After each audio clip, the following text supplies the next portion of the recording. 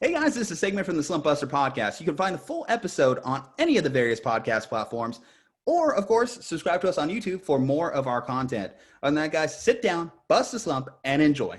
Let's talk about those Indianapolis Colts. Now, Chris Ballard has been on a roll this offseason. He has been willing and dealing. He's been trying to make a lot of things happen. Probably their biggest acquisition is going to be at quarterback. So they signed Phillip Rivers. Now, Phillip Rivers has been consistent. He's been a Pro Bowl level quarterback for a while. He's definitely been in that upper tier going back to when we think about his draft class with Eli Manning and Ben Roethlisberger. In terms of results, all three of those guys have balled out their career. The one knock on Phillip is, of course, the lack thereof of a Super Bowl ring.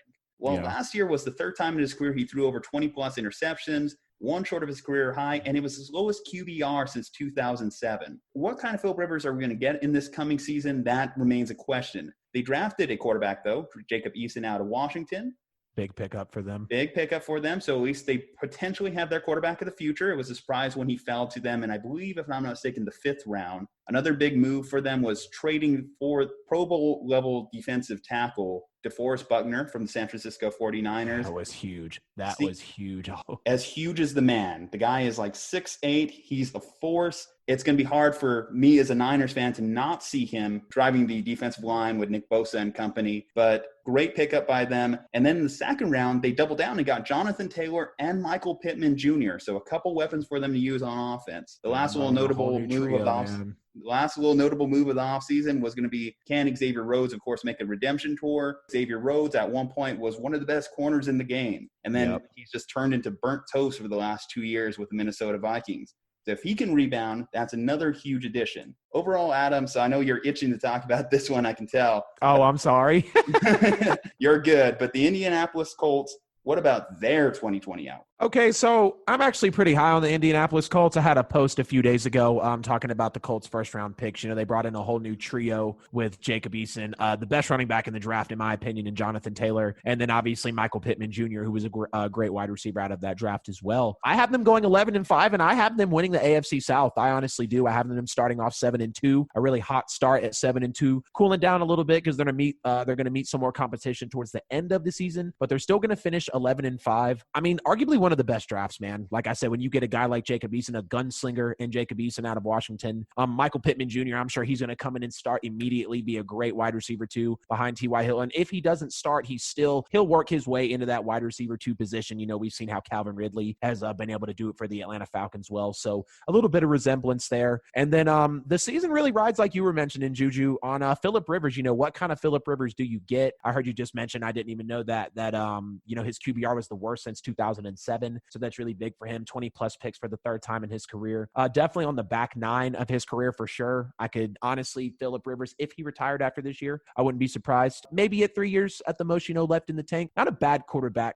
Yeah, I'm actually a little bit more pessimistic on this team. So I got you. I do like all that they did. Like you said, they had a fantastic draft with Michael Pittman Jr. and then Paris Campbell. And then also that pairing of Marlon Mack and Jonathan Taylor in the backfield. That's going to be very deadly. It's going to be vicious. So even if you can't get the best quarterback play out of Rivers, right, you know that you've got some really good back. I still think that Phillip Rivers, though, is still on that decline. I don't see him doing that well. I think there is a reason why the Chargers, you know, moved off him. And so for me, I actually only have them going 7-9.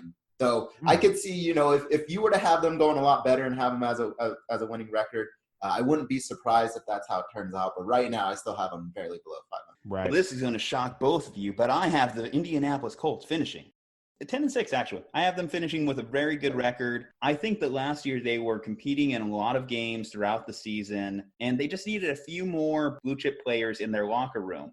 Yeah. Now, of course, like I said, Deforest Buckner on their defensive line, he's going to drive a lot of pressure towards the quarterback with, of course, Darius Leonard at their second level. And if Xavier Rhodes, again, can bounce back, then at all 3 levels, they have former Pro Bowl players that can steer the ship for this team defensively. In terms of Phillip Rivers, even though they went out and acquired a quarterback, I don't think that means that they're necessarily going to be throwing the ball more. I think they were just looking for a quarterback that was more efficient than Jacoby Brissett. And Jacoby, one of the best backups you can have in the league, but when he's your starter, you do have your worries. So I think it was imperative that they went out there and grabbed a quarterback that at least has more upside.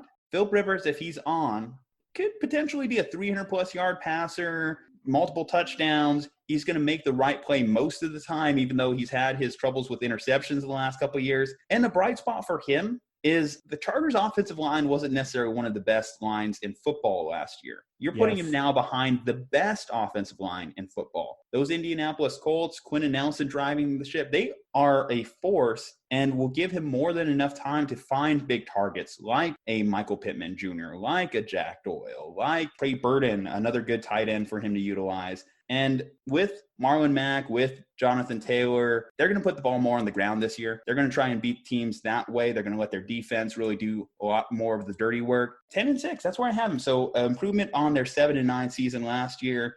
Yeah. It's going to be a tough division. I've given all these teams 2 wins just by playing the Jacksonville Jaguars throughout the year. Of course.